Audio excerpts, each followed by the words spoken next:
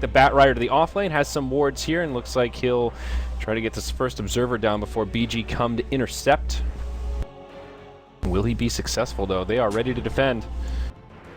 Both teams, no, they're worried about the Roshan attempt. You're up against an Ursa. Oh, yeah. You got to at least scout it out. So good disciplined play here by ROTK.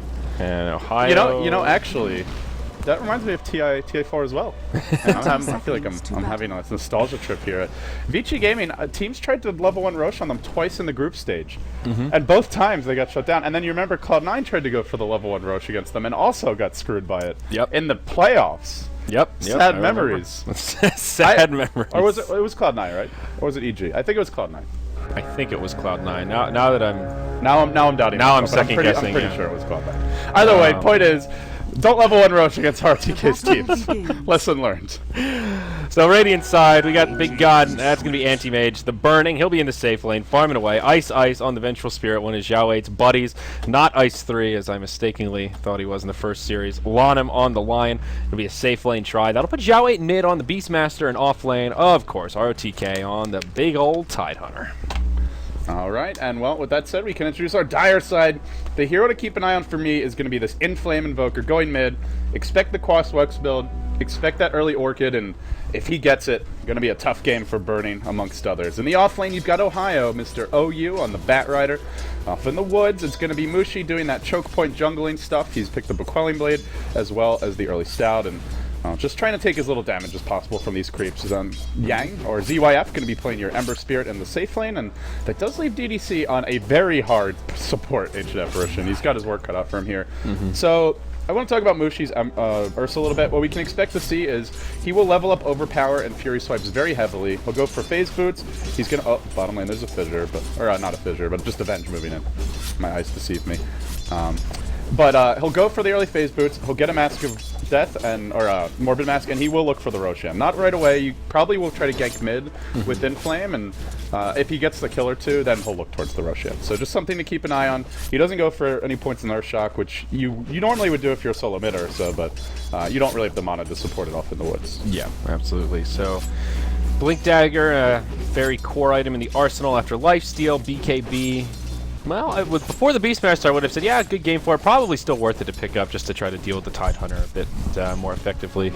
But we'll see how this works out. With the jungling Ursa, it's great if it goes unchecked. You can farm very, very quickly, and BG don't really have a great lineup to punish this. Well, they do have the Lion Vent and 2 smokes. I think they should be looking to punish this. They're up against an Invoker mid. He is Quaswex, so not the easiest to kill, but as soon as the Beastmaster starts level 6, they should be looking to set up something there, or potentially even go for something sooner on the Bat. But if Ohio plays this correctly, it's very hard to kill him. And Ohio has been magnificent in the offlane. I think the quiet hero for this team, he barely dies. He was an offlane Enigma yesterday up against 2 really good ganking supports, and didn't die once in the laning stage. In fact, ended up racking up 2 assists, as Mushi will make that first move, picks up the Invis and Lux into an Invis. This is how Mushi likes to play on his Ursa, very aggressive. Yeah, 2 points in the Fury Swipes. Courier on the way in, goes down first, no cargo on it, but a nice little pick-me-up for EHOME. Zhao 8 will live, no first blood, but I think they'll be okay with just getting a Courier pick this early on. Yeah, at least he manages to get the bottle first. Mushi not able to kill it off in time, but could have been a total disaster if he didn't. Yeah. Still not good for Beastmaster. Certainly not. Safe lane farmers on par with one another within 1 or 2 last hits. The Anti-Mage and the Ember Spirit. Lanem just working the jungle right now. Maybe getting some stacks up. No, actually didn't stack at this rotation. So there's the smoke. Their lineup they do have good heroes to farm stacks, but it's mainly the Tidehunter and the Beastmaster, and they may just look to stack these Ancients, and I don't know if Zhao 8's really going to spend much time jungling, so yeah, I think the Ancient's the main thing they'll be looking for, as RTK is getting a lot of levels in this offlane. To be honest, he's doing very well, considering the lane. There's a lot of magic damage from these 2, but without that great initiation, Ember not particularly high level in a dual lane, they can't really punish him. Long movement from Lanem and Ice. They'll rotate to the top and rendezvous with ROTK, who is halfway through 4, still not quite at that Ravage point, but does get a point in Gush earlier on than you'll see most Tides, and maybe in anticipation of this smoke rotation. The smoke will expire, but they're ready to move, and with it's daytime. They gotta wait until it's night here to go. Yeah. Oh, they're gonna smoke again. It's a double smoke commitment for this. Whoa. Just to kill an ancient apparition, I don't even know if that's worth it, to be honest, but they'll go on DDC here, and he should go down. In comes Ember, though. He gets stunned up. DDC will die. First blood drawn by Ice, but Ember Spirit wants some counter kills here, and he may end up going down. Now Mushi joining the party. A lot of low health heroes, but can he actually isolate one to find the kill? Inflame will go up top for the first support. I've seen this movie before, Inflame. Last time he played the Invoker, he got a quick double on a haste turn, and it's going to happen again. This guy summoning the Spirit of S4. What a time for a haste. He loves to rotate on his Invoker early. I think he moves around more on the hero than anybody else at this stage of the game. And I mean, hey, you got a haste turn. It's just a gift. Yep. That is not worth it at all for BG. Double smoke commitment. They also give away so much space to Ohio in the off lane. And yeah, they get the first blood, but this game is looking like a... It's pretty even in terms of golden experience, but it is not looking good just in terms of how they're using the map so far. Yeah, and I mean, the Invoker getting 2 kills by himself, even though it's a 2 for 2, Invoker getting both those kills is just so valuable for EHOME. Now he goes back mid, he's almost level 6, has his phase boots complete, and he can feel pretty damn good, topping the net worth chart with a nice little bump over the Beastmaster already, who is still just shy of level 6. Yeah, and Ohio at this point, you were talking about stacks earlier. We haven't seen any by but you were talking about for the Radiant. Haven't seen any for the Dire, though.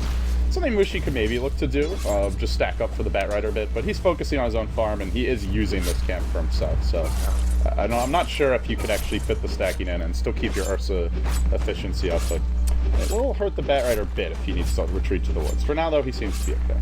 Yeah, halfway through level 3, just Tranquil Boots, sort of slow going for the Batrider, won't have an 8 or 9 minute blink or anything like that. Yeah, the big saving grace for BG is that ROTK is getting good levels. He's already 6 in the off lane, and it's because this Ursa's jungling. There's just not nearly as much pressure as there could be if this was a proper support. Yeah, so all about trade-offs. EHOME still getting something out of it. Ohio utilizing this camp very well. 4 stacks, but now they'll try to initiate on him, using this ledge so well. BurNIng will get the bounty rune, and Ohio okay for now. No Firefly, though, and we'll have to kiss BurNIng. Ohio is creating a lot of space here for his team. Keeping the supports busy, they're actually going to use another smoke. A big commitment. They're already out of smokes here. This is their last one for 5 minutes, and they will use it to go on Mr. ZYF. They Ravage, huge commitment, getting the kill. Primal Roar, Ravage, and a smoke for that Ember Spirit. That's 3 smokes in like 2 minutes. They really wanted him dead. The thing is, I don't know if EHOME realized it was a double smoke to get top, so they may, because they didn't see the first one. Yeah. Obviously, they knew there was at least one, since you know, the heroes appeared out of smoke, but they can't assume it, and so they may have to play a bit more defensively, even though in fact they're as close to safe as you're gonna get. Yeah, Ohio walks into enemy territory, does get off the Firefly, but still hexed up. No mana on the Beastmaster, making this kill possibility a bit more moot, but Ice, he comes in, secures the kill of the Batrider, now Inflame pressing forward, EMP on 3 heroes, and in comes the Ember Spirit to take out the trash. Tornado on 2, Ice eats a few stick charges, buys him some time, but will not keep him alive. Inflame will end up going down as ROTK TP's in, even BurNIng joining the party, and after this extended exchange, it will end with a dead Invoker. It seems like it might seem like overkill that even BurNIng joins that, but they needed him to come there. They had to slow down that Invoker. Anti-Mage doesn't come there now. He's going to be the one who suffers later on. So I love the rotation by BurNIng, and it ends a dominating streak for the Invoker. Just going to say, now all of a sudden BurNIng topping the net worth chart, so that rotation very worth it for him. Going for a pretty stat-heavy build here. 3 points in stats, so a little tankier than you'd expect your Anti-Mage to be. Yeah, Lanham. Ooh, he's got an... well, Ursa... Mushi just loves to move on this Ursa. It kind of reminds me of how a lot of the Chinese teams played the 4-position Doom, where they get the Tranquils, Orb of Venom, and they're just constantly harassing.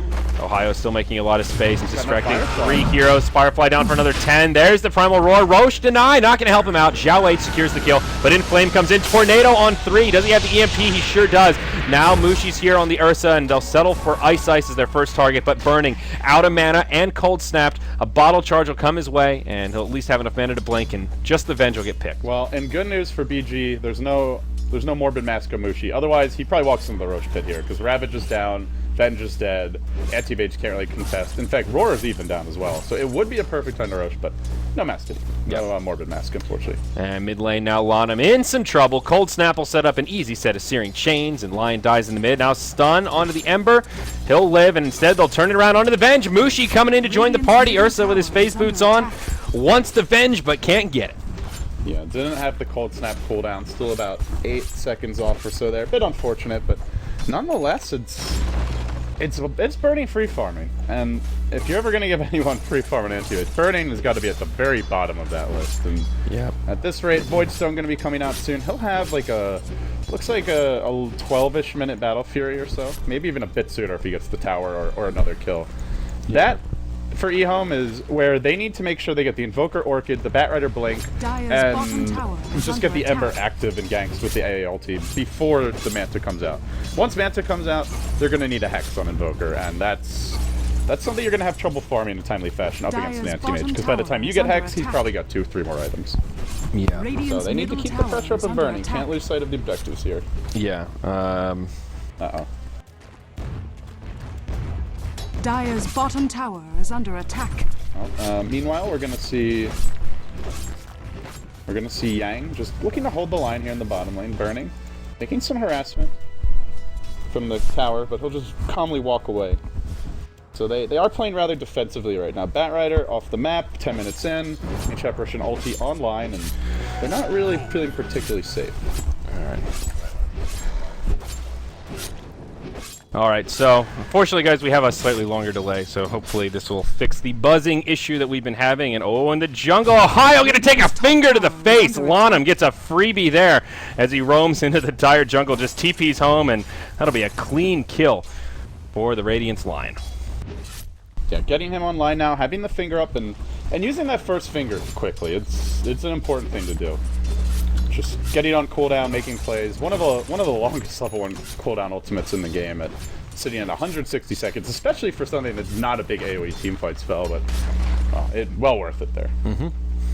So up top, Beastmaster initiated on, EMP will not connect, so Xiao will be just fine. How's the Invoker's progress towards the Orchid? Not too bad, Oblivion staff up already, another 700 gold at 11 minutes. Should be coming out at a pretty decent timing. He will definitely have some time, assuming he keeps this up and doesn't die, where BurNIng does not have his Manta style yet, and they can potentially go for some kills. There's a smoke gank from BG though, moving towards the dire jungle. Xiao, the Director leading the charge. The pings come out, the Observer ward up the hill. They saw Mushi pass by here. So they want Mushi though. Is it worth committing all these spells for a jungle Ursa? I suppose so. Let's see, they're going to go for it. In the meantime, your tower bottom is denied. Yep, and Earth Spirit in hot pursuit wants the Venge and won't find it there. Now back to the top lane. Gush right onto Mushi to get it started. Xiaowe's there with the Primal Roar, and going to be an easy pick on Fuzzy Wuzzy. So at least they got what they came for. And Flame now prowling about this Radiant Woods. He's looking for some solo pickups. BurNIng not the target he really wants. They also do get eyes on Ice, but that's too close to the tier 2. Top tower TP coming in. Lanham will join the party. No finger for another 60, but that's okay. Ice Blast from the AA will come in and scout things out a little bit as Inflame camps the bottom rune. And may just have to eat it for himself. Nope, saves it for the Ember Spirit. And no skirmish going to break out. Xiao just pushing the top lane as EHOME kind of rendezvous in the mid, and maybe this is where Mushi looks to move into the Roche pit. Yeah, so he has adjusted his build from the old days. We're not seeing the Inner Beast Max anymore. He gets a value point in it, but first make sure he gets the level 2 Hawk, as they will rush. Mushi into the pit, Inflame by his side. They're going to try to fight top at the same time. Yep, Ohio smoked up. Invisibility Rune rather starts it off onto Xiao 8. EMP. There's the Ravage from ROTK. Makes some space, and Xiao 8 will actually live off this. Meanwhile, in the rush pit. Coming in though. Can they get this big snipe? I don't know if it's enough. I don't think it. I'm not so sure that'll be enough damage. While we're looking at that, Lion does fall outside of the Roche pit. And now this should open up Roche for Mushi. Nope, no shatter on Xiao 8. Alright, so he lives. That value point booster paying for itself here. As he will go towards the Aghanim Scepter. I think the longer range is pretty nice against Batrider in particular. Also good against Ember, because he's got the instant ability to jump away with Remnant. There's no cast animation on that spell, so being able to ult him from around the tree line, or outside of his ward vision or tower vision, very important. So I think it can work. The other main option, I feel, if you want to go for a ganking item, is the Blink Dagger. With no mana cost is definitely a viable choice, but yeah, we'll see how this one works out. Of course, the Ag's cooldown is pretty nice, down to 45 seconds, but at this stage of the game, you're not likely to have a fight where you use it twice. This will using it twice is more for those later game team fights with buybacks and tanky heroes that stay alive longer. Yeah. So, as you can see, enemy Anti-Mage has a stout shield. Valuable insight from our observer here. He also has a Battle Fury, which is maybe more important that he's picked up here at the 13-minute mark, alongside his Power Treads. Really good timing for BurNIng, topping that net worth by a good bit now. 7.2k compared to the other leading farmers at about 5.5. 1, 0, and 1. It all goes back to ending that dominating streak on the Invoker. That's what really gave him that big boost to the top of the chart that he's been holding. And slowed down the Orchid. That's yes. It's a two-pronged thing there. As they do need to get this Orchid out, though. That, as well as the Batrider Blink. Very slow Blink from Ohio at 14 minutes and still not having it. He did slow down the enemy supports. He did not do anything to slow down BurNIng, which off-lane Bat just can't do that against the tri-lane. But I worry a bit for them. I feel like they need to get this Orchid and almost immediately start finding a couple of kills. The team fight of BG is just so strong. You get a farmed Anti-Mage. Remember, he's going to be a bit of a super AM, thanks to the Venjar, the Inner Beast, and they have just tons of lockdown to ensure that EHOME will not be able to simply jump away from those fights. Yeah. Now both teams have their Blink Daggers on their initiators, the Tidehunter and the Batrider here, respectively, just coming out. ROTK does not have a Ravage at the moment, but only about 10 more seconds until he does. As EHOME all grouped up in the mid lane. They've got a couple of smoked heroes. Mushi perhaps making another go for the Roche Pit, but with the Beastmaster, makes things a little more difficult for him as he does have that Hawk to continually scout it out. Yeah. Lanham, gets a ward down, but nice stun will stop Mushi and DDC dead in their tracks. Still gets fingered, or throws out a finger rather to bring down the Ancient Apparition, makes it a 1-for-1 trade. Really nice play by Lanham. Ravage used mid lane. RTK, he Ravaged first, then he blinked in. I don't know if he Blink Dagger canceled because he blinked in like right afterwards, so I think just a miscue there from RTK. A costly one at that. Really nice play by Lanham, though. I think most Lion players, most supports in that situation, they would have panicked and tried to run, but he realizes he's not getting out of there. Batrider's a blink, so goes in for the kill on the Ancient Apparition and pulls it off with great recognition by him. Yeah. Meanwhile, on the Radiant side, they go for the Ancients, but it's been scattered out by EHOME. BurNIng, if he gets hit by this Ice Blast, he could shatter perhaps, will blink away. Zhao 8 and Ice in a lot of trouble. In comes the Ember Spirit, easy double for him, and making the space they need for Mushi to finally get into that Roche Pit and make it happen. 2-0 outside of the Ancients. EHOME have a really good handle on just the peaks and valleys of this game as far as when lineups get strong. They know when Ravage is down, BG really struggle to take team fights. And the other thing is they know they need to be keeping the pressure up on this Anti-Mage. So even though BurNIng ends up living and remains your leader in net worth, having the Anti-Mage is still a liability. He can't bring much to team fights. He needs to be off split pushing. He may actually get caught. Oh, no, just going to go for the courier. Gets the kill. And it was carrying something big. It actually had his Yasha. Wow. BurNIng. That's at least 3 minutes without the Manta, and in fact, he just has gold now for the recipe. Oh my, this could be costly. Yes, That's a fast Manta, though. Very unfortunate. Oh, no, sorry, he still needs the Ultimate, but yeah, he's still on track. He's got the Manta recipe. Yeah. I was getting excited. I say, wow, he has a full Manta. That is, his farm's even better than I thought. Yeah, no. He's going to have like a 20-minute Manta, though, even sooner at this rate. Yeah, so Inflame, if he had the Orchid there, it would have been a different story, but now has it done. Once he gets his turn with the Courier, it'll be delivered, and we'll see him just continue to utilize this Ghost Walk. The Yasha also accelerates your farm, so losing your Yasha means you don't clear camps quite as quickly, takes a few extra swipes. You can't necessarily make that full rotation through the woods in time, so even just losing the Yasha will hurt his farm speed quite a bit here. Yeah, that's a great time to pick off the Courier for sure.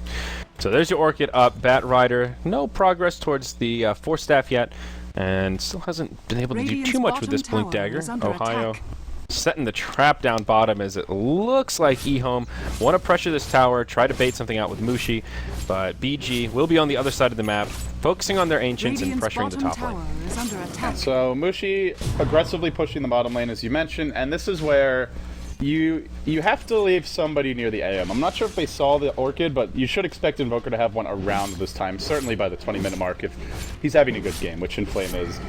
So you have to park yours behind the AM, or BurNIng just has to know where this Invoker is. So when he's not showing, they kind of have to stay near BurNIng, and we're going to see them probably running around 3-4 behind him at pretty much all times, unless they advise on the bat, the Invoker. Yeah, Mushi will be able to take down this tier 1 tower bottom, it looks like, and unless BG pull in a rotation, they won't even bother to glyph it as they pressure the tier 2 top, and EHOME will come for defense. Anti-Mage blinks back right away as Ursa first to TP in. Mushi does have a Blink Dagger, though, has been pretty quiet with it so far. Yeah, he can't really jump in first. Until he gets a BKB, like, what is he going to do when he jumps in? They're going to Hex him, impale him, roar him, slow him with the boars, swap if they need to defensively, stun him. And Ravager. And even to get Anchor Smashed. Yeah. You just can't initiate if you're the Ursa. When he gets BKB, then they don't have much on him. They just have Roar, and yeah, they can Roar him, but that's just he's a big spell tank at that point, and it frees up everyone else to dish out the real damage on the backline. So I think Mushi will almost be a red herring if they try to blow too much on him once he has that BKB. Yeah. So BG just going back to farming, get a sentry and an observer down on their plateau to make sure their jungle stays safe, but little do they know, we've got some intruders. Ohio smoked up with some support right behind him. They clear the trees. Zhao 8 caught inside of the lasso, pulled to the other side of the ravine. A great place to take a fight. Even gets hit by an ice blast to make it an easy kill for the Ember Spirit with a double damage rune on to boot. That'll put him very close to Battle Fury territory as AM does now complete the Manta style. Well, I wasn't that far off. 2 minutes past, man. He's farming like a beast. He doesn't have it on him, though, Searing and chains, it cost him. Silence, the swap back from Benj, almost saves him, but the tornado secures the kill from the Invoker. In Flame, making the plays happen, puts BurNIng in the grave. Now they're going on to Ice, and whoa, Ravage and Finger stops the streak on the Ember Spirit, and ROTK with a pretty penny now to his name. Big plays there. Oh, man. Killing that Anti-Mage couldn't have come at a better time. Literally right as the Manta style's ready. That hurts. Well, it won't be so easy to kill him now. At this point, EHOME, they could still get him with a Blink Lasso. Outside of that, you're looking towards a Hex on the Invoker next. And the reason I keep on talking about the IM is because he's the one hero that can split push this game. Everyone else is going to have a tough time doing this. Looks like Mushi will get tracked. Going on to Mushi, but Inflames there, throws out the Tornado. Ice Blast connects on ROTK. A lot of TPs coming in from BG. That'll be the end of the Aegis. Mushi coming back to life as Inflame throws out an EMP. Not going to find much with it. Mushi will TP, or blink as soon as he comes back to life. They have a swap. They're in hot pursuit, but he swaps ROTK looking for the stun. Cold Snap stops Ice dead in his tracks. Still stuns on Inflame, but Mushi ready to reinitiate. Zhao 8 orchided right away. I think EHOME will just back out here. ROTK coming in with a gush. Now Ember Spirit back and ready to fight. Goes right into the front lines, doing so much AoE damage. Ohio with a lasso onto the high ground. It's BG getting cleaned up here. BurNIng now coming back in, finds DDC. Might be able to get a support pick off. ROTK kind of in his way, but they'll find the kill there. Meanwhile, diving the tower up top. BG losing the last of their teammates there. Mr. Beastmaster now BurNIng coming back in. The Orchid from Inflame on the low ground keeps him silenced. Now the Tornado comes in. Inflame on the run. Wants to TP home. Force that to find some space. Almost, but not quite. Now a triple kill for BurNIng. Him and ROTK will be the last survivors. BurNIng starting to pull away with this one. The 21-minute Manta. Now he's got 1,500 gold up. You're going to see either that heart or butterfly coming out. Maybe even looks towards the BKB, though. Knowing BurNIng, probably not. He's getting there. He's getting there quickly as well.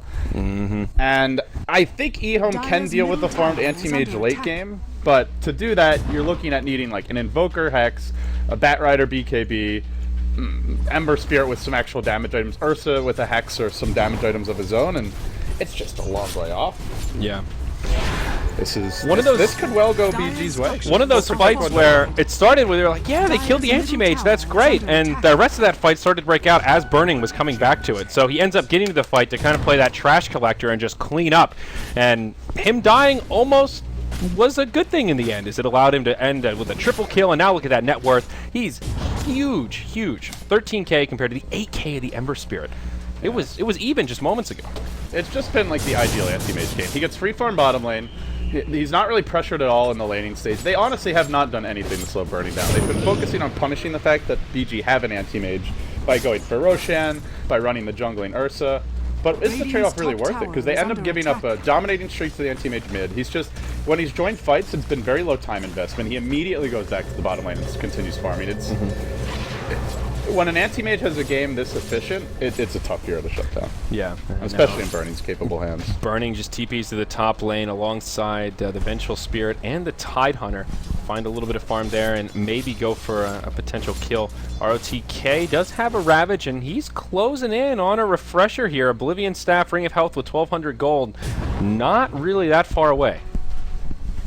Yeah, refresher will be pretty big. EHOME have quite a few heroes that need to be in the middle of the fight. The most crucial heroes are the ones to do. The Batrider, the Ember, the Ursa. Ember can kind of kite you, and Ursa will have a BKB, but at some point you're just gonna have to jump on this BG team and try to go for those kills. Otherwise, the Ursa pick becomes useless, and With the BKB, I guess his main goal becomes trying to either assassinate this Tide or at least keep him out of the fight.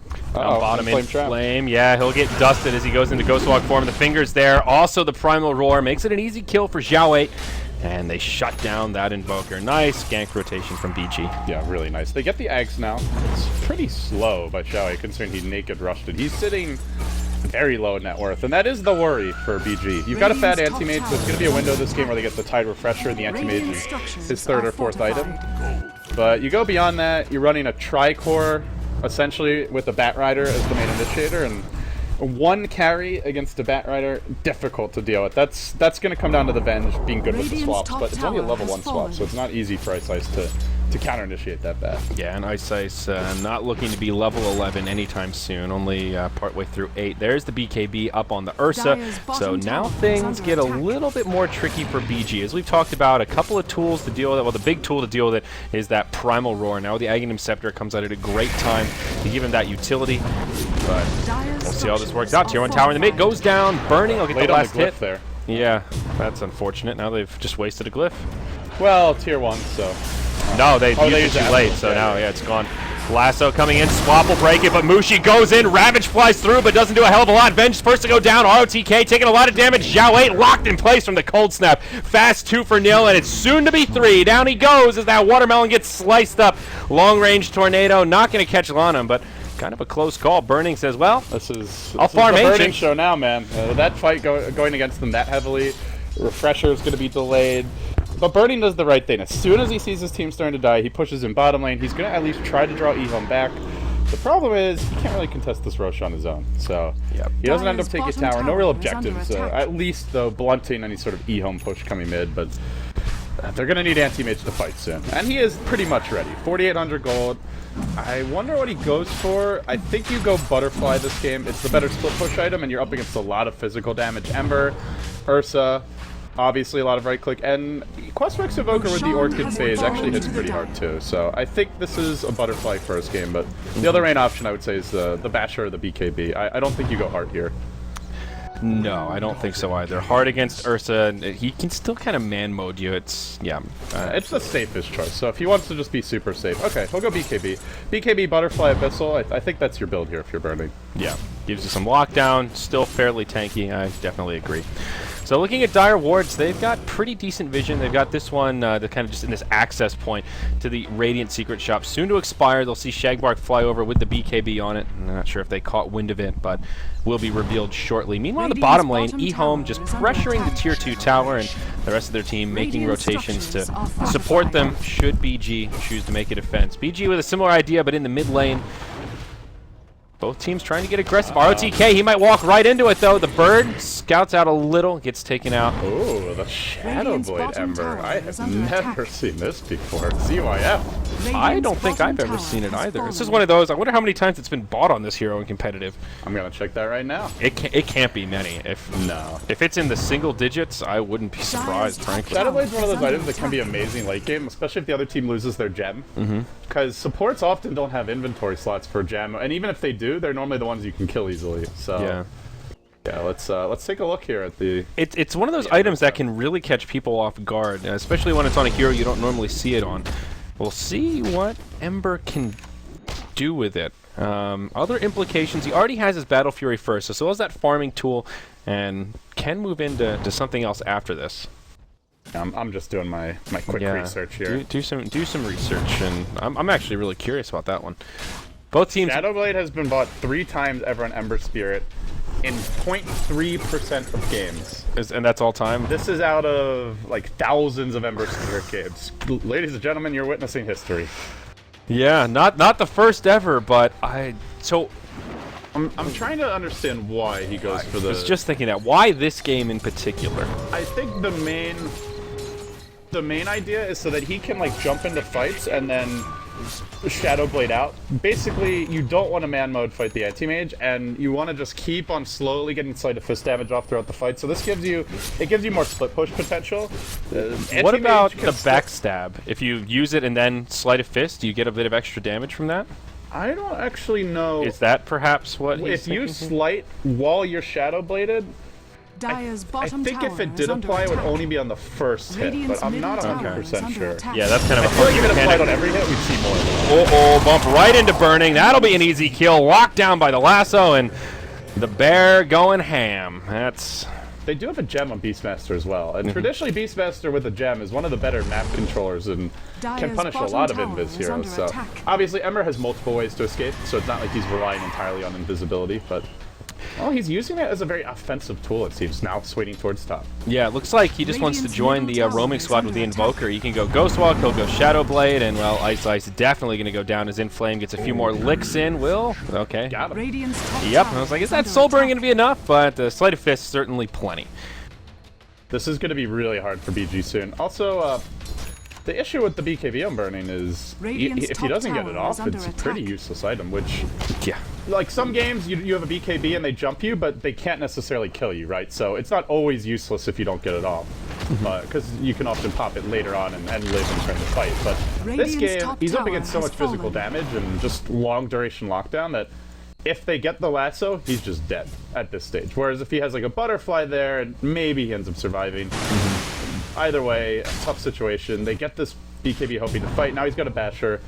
BurNIng gonna go for the Abyssal Blade, and I mean, then he's gonna get a Butterfly, and that's pretty much it as far as his item progression will go this game. There's Yeah. not too much farther to go. Now, Radiant's Mushi middle does have tower about is 4,000 under gold, and Ursa can carry an MKB without too many issues, so could just be pulling up that gold, trying to stay a step ahead, may even just want to move into it preemptively here before the Butterfly starts getting created. Still a long way to go before that Abyssal comes out on BurNIng.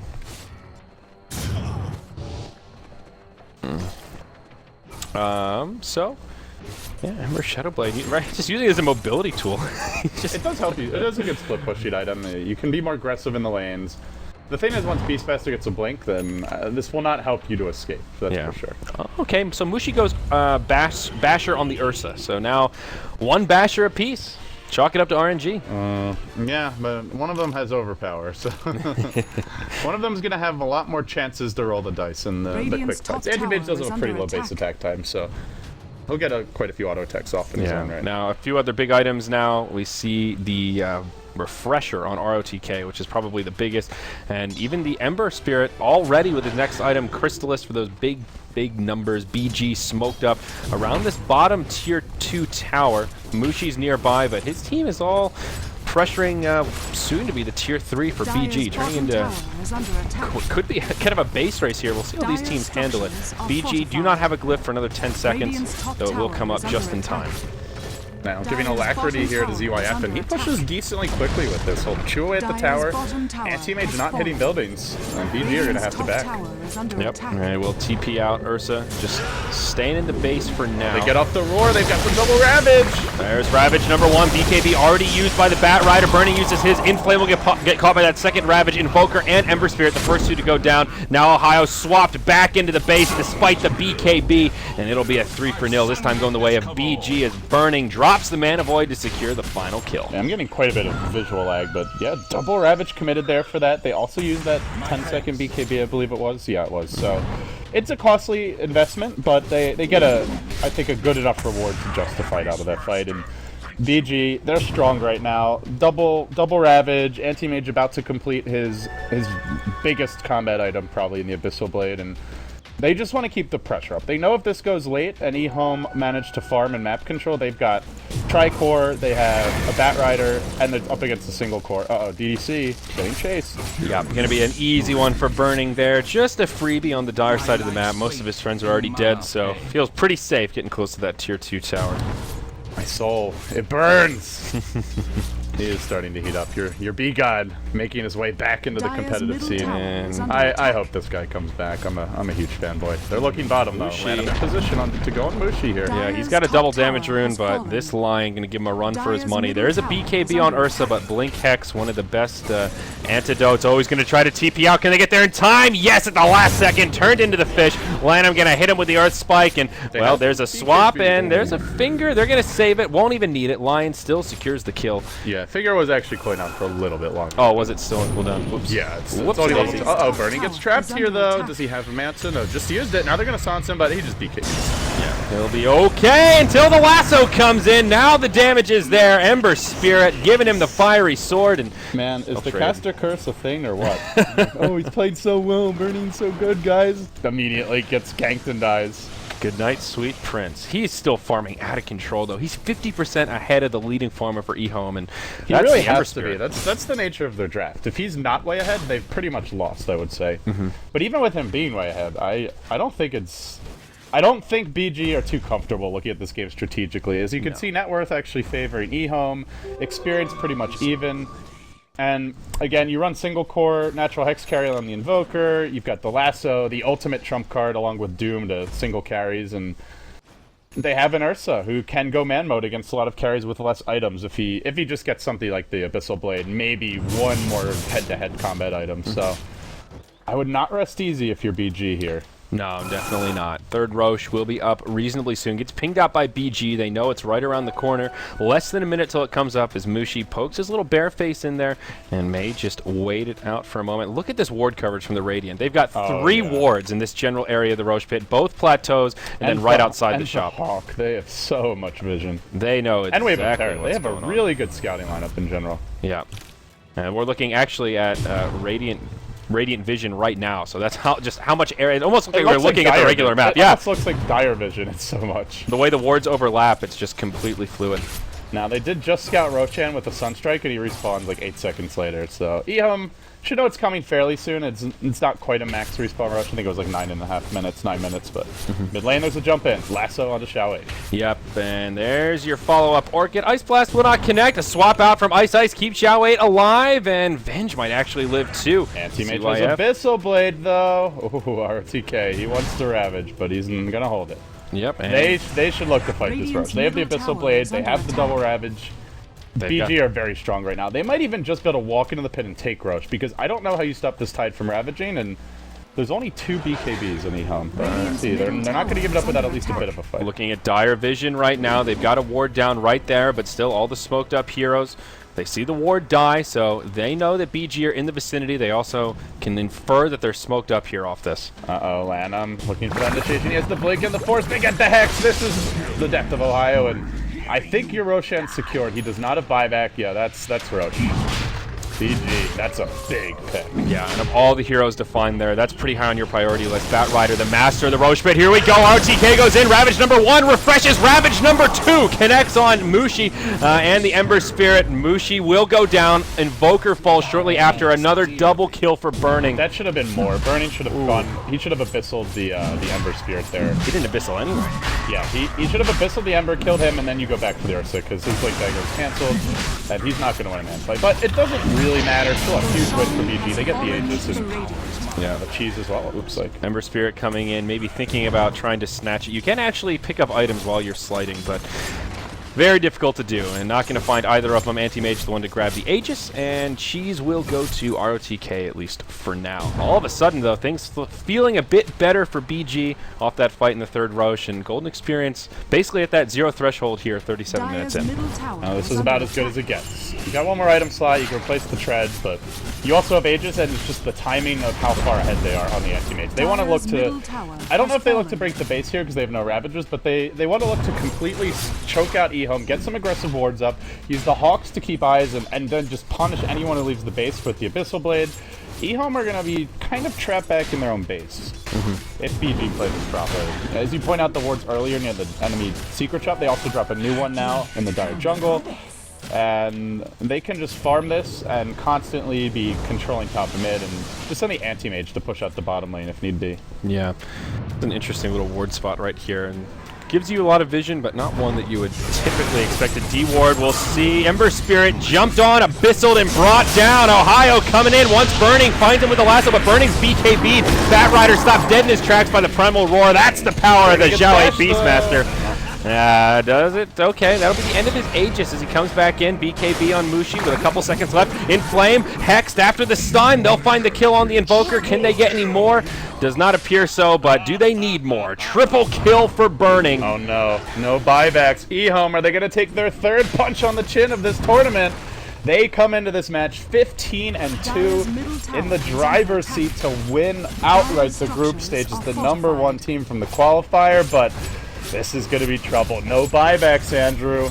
I don't know how you hold this. This is really scary. The glyph has already been used. BurNIng now has an Eagle Song working on that butterfly you were talking about. Ice Blast flies in, only hits Xiao Wei, clips BurNIng. They will lose the mid lane of Barracks, and now BG right to the top lane. They will be unrelenting with this push and get at least the tier 3 tower here. Oh, this is 2 racks, and well, Ravages are starting to cool down. He's got 1 online. This might just be the end of the game. The Anti-Mage doesn't have Aegis right now, but he's going to have buyback. He has BKB, Mana Void's back. I think you maybe just go bottom and get the wave pushed out, but I honestly don't think they need to wait for another Roche. He can either he will just buy the butterfly. He's pretty much unkillable.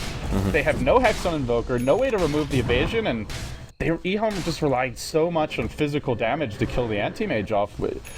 Last fight he ends up going down with the Aegis because of the Ursa focusing him, but if there's a butterfly, that's not happening, and it's out now. Yeah, and it's also the way BG took that fight is knowing that they have the Aegis and they can be aggressive like that. So they're pretty happy to trade that item away for a team fight as they did, especially you can get the jump on the Bat Rider and oh man, really showing us the power of the Beastmaster. He's not quite as popular in the other metas in Europe and North America. You don't really see that Beastmaster coming out, but no, the last time we really saw Beastmaster a lot was in a very different role. Heading into TI4, the Tinker Beastmaster strats that like Fnatic were using a lot. Right. But outside of that, hasn't seen too much popularity. BurNIng though, he's scouted here by CYF, but CYF does not want to tango with this guy. Yeah. In fact, he's in trouble. Oh, he does manage to clear off a wave and jump out. There we go. Yeah, full Daedalus now on the Ember Spirit BG. They're just going to tighten this noose, man. They are not going to wait. They're not going to hesitate for a moment as they push this bottom lane in. Xiao Wei a little bit behind, but he's just transitioned into full aura. Vlad's now into a pipe of insight to buff up the team. And of course, Inner Beast has now reached its max threshold. Still the cheese on ROTK, and now that refresh is available. Yeah, he's almost got Shivas.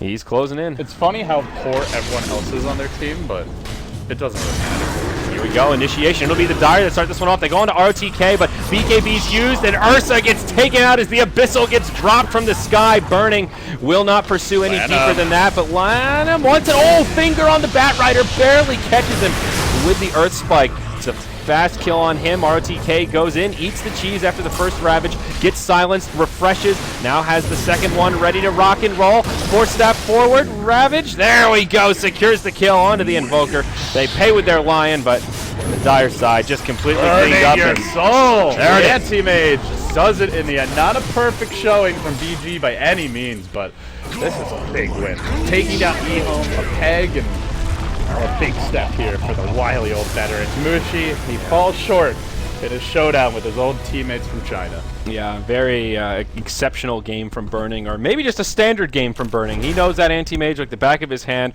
played it perfectly. Like you talked about in the early stage, had that luxury of being able to farm basically